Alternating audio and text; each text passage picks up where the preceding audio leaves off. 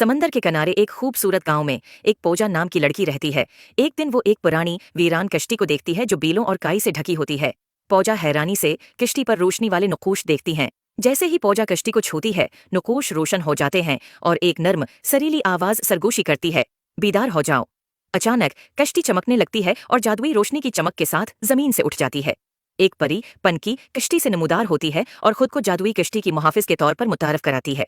वो बताती है कि कश्ती उड़ सकती है और पूजा को शानदार सफर पर ले जा सकती है। पूजा परी से कहती है कि वो आसमान का सफर करना चाहती है। परी पूजा को कश्ती पर सवार होने का कहती है और कश्ती हवा में उड़ने लगती है। परी पूजा की रहनुमाई करती है। कश्ती गांव के ऊपर, जंगलात के ऊपर और बादलों के अंदर उड़ती है। हैरत अंगेज मनाजिर और जादुई मकामात को जाहिर करती है जो आम आंखों से नहीं देखे जा सकते। वो जादुई जजीरों पर पहुंचते हैं जहां हर तरफ हैरत अंगेज मखलूकात, चमकते हुए पूदे और चमकते हुए आबशार होते हैं। पूजा बोलते हुए जानवरों से मिलती है जो उसका प्रतिपाक इस्तकबाल करते हैं। परी बताती है कि एक ड्रैगन जादुई जजीरों को खतरे में डाल रहा है और सिर्फ पूजा ही उसको बचा सकती है।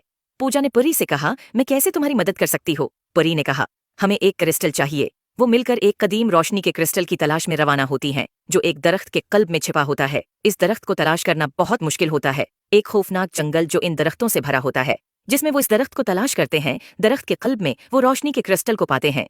पूजा का पाक दिल और पनकी की रहनुमाई क्रिस्टल को बीदार करती है, तारीकी को दौर करती है और जादुई जजीरों में हम आहंगी बिहाल करती है। पूजा और पनकी गांव वापस आते हैं, जहां कभी वीरान कश्ती अब उम्मीद और जादू की अलामत बन जाती है। गांव वाले उनकी वापसी का जश्न मनाते हैं, अपनी जिंदगी में नए जादू की खुशी में। परी पूजा को जादुई कश्ती की नई मुहाफिज बनने का मौका देती है और उम्मीद है आपको स्टोरी पसंद आई होगी। Please like and subscribe my YouTube channel.